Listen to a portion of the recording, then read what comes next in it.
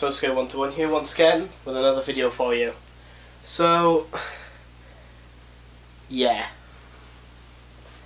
This is a Macintosh Performa 600. I've just purchased this awesome machine off a guy on eBay.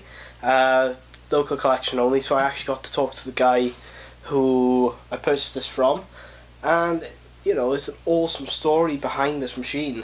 And so, he used to work for a company that dealt with architects, and when they moved on to using computers, of course they moved on to selling computers. So this is one that's been in his attic since 1992, and it's only open because he wanted to make sure they all worked, which it does. And so I'm happy to unbox it for you now. Of course, you don't find many old Macintoshes fully boxed anymore, so I saw like the system information. Nice cool pamphlet. You don't see any of these anymore. I think it was on the side of the box, but I think it fell off. He's given to me extra these like little like colours. Okay, so what I'll do is I'll wash this box back a little bit. Here are the Macintosh essentials. So as you can see, they're not, you know, all wrapped up, but it doesn't matter. You know, you don't see Macs in this condition. So here's all the power cords. As you can see, it's got the pass-through cable for the monitor and the main power cable. So let's put that over there. We have the original microphone for the Mac and a bagged up mouse. Okay, let's put those back in there. Push this off to the side. Second thing is, sorry about that, my camera's battery died. Okay, so as you see, it's the Apple keyboard. As you can see, look at it. There's no yellowing on this keyboard at all. The rubber strips and this whole keyboard, don't see that anymore. Really nice. And of course we've got the Apple desktop bus cable with the, like the, you know, old telephone cord wire. Okay, let's put that to the side. Put that on top of the Macintosh Essentials box. And, this was a little bit difficult. Software Essentials. So this has all the information in there. So this is the utilities floppy. It's a high density 800K disk. Still in its original packaging. You have a get started leaflet. So that's the packing list. Okay. You have an Apple resource guide, which has quite a lot of stuff in there. I wonder if this is going to include Apple stickers, because that'd be awesome. Get help when using Apple Macintosh Performa. I don't believe that I'll be able to use that anymore. Warranty registration sheets. Apple computer warranty. More warranty. License agreement. For some reason more warranty, and absolutely mint condition Apple stickers. So that's all going back in the resource guide sheath, because obviously don't want to lose any of that, especially these stickers. Anybody who uses those stickers these days and puts them on anything should be shot. Okay, so we got the An At Ease setup guide. With a reference card. Alright, it shows you the interface and things like that. That's interesting. Okay, so then you've got loads of stuff. Okay, so that's the setup guide. Got the Macintosh PC Exchange, which I think is outlining all the information on the system regarding the Macintosh to Windows compatibility.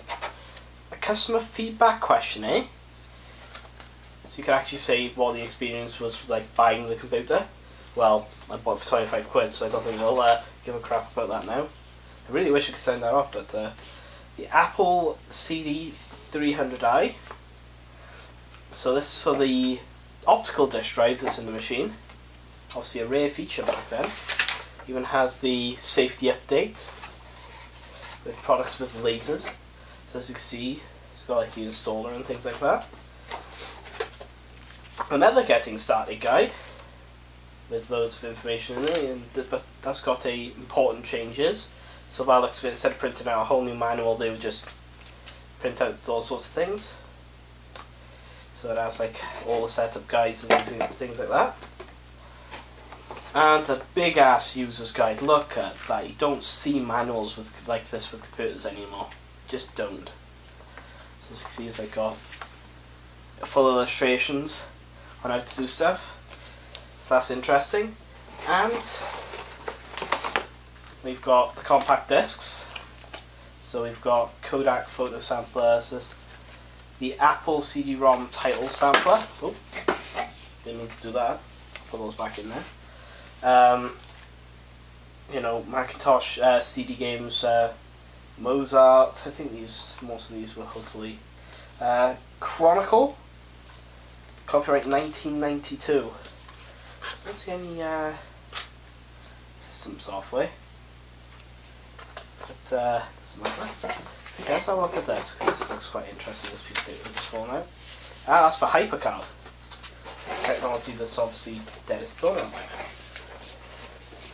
And obviously we got the, things like that. I don't know if these were original to the machine. You did say that you might have added a couple of CDs. And the Macintosh colour display, which is just over there. So as you can see, all that sort of stuff. So, yeah, so that's all that sort of stuff.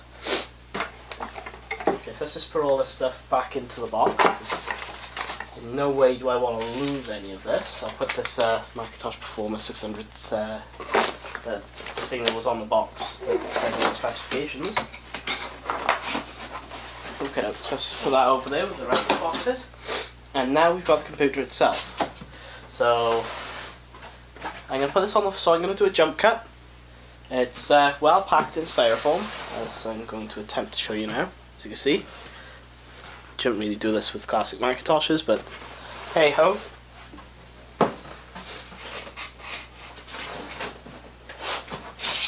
Okay, so this is styrofoam. Still lasting. All these blooming styrofoam just does not die. So let's grab out the computer itself. Fixing the computer that's old, that it would look like garbage. Let's just throw the box over there. Don't want to damage it, but oh, sorry. And there it is. It's a Macintosh Performa. Let's just move this down a little bit. Okay, so this is the Macintosh Performa itself. I'm going to just take it out of the bag. It's a bit rattly. Then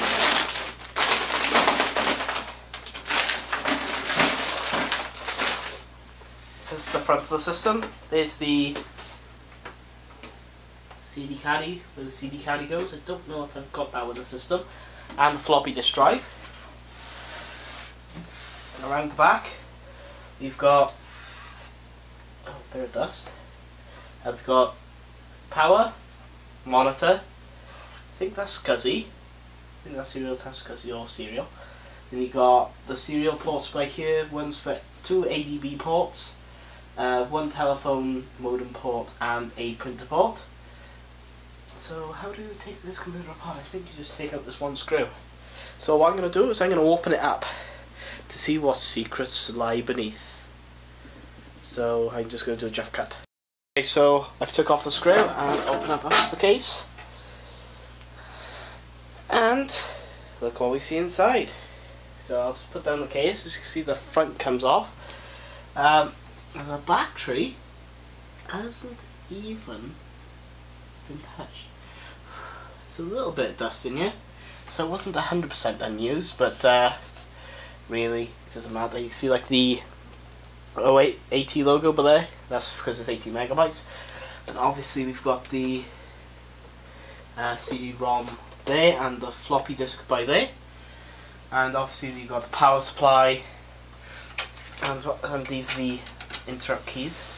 So as you can see inside, I don't know if I'm getting a very good angle on this with you. Yeah, that's good enough. Okay, so you got the SIMs by there, which all of them are populated. You've got these Razer cards, I'm 100%. There's more SIMs underneath there, and I'm not 100% sure who the processor is. So I'm not very versed in these proper old school Macs. Okay. So as you can see, there's more SIMs by there. All the SIM spots are full, and I can't see where the CPU is. I mean, normally you can see where the CPU is because it's normally got a big heatsink, but I guess back in these days they didn't. Big speaker up front, you've got the hard drive. I mean, this hard drive just looks also normal. Well, it probably isn't. It's a Quantum Pro Drive ELS, and this still works. I mean, I'm amazed this machine still works. Okay, so that's the top cover been taken off, and now we're going to put this together and power it back up. Well, for the first time in a couple of weeks most probably, but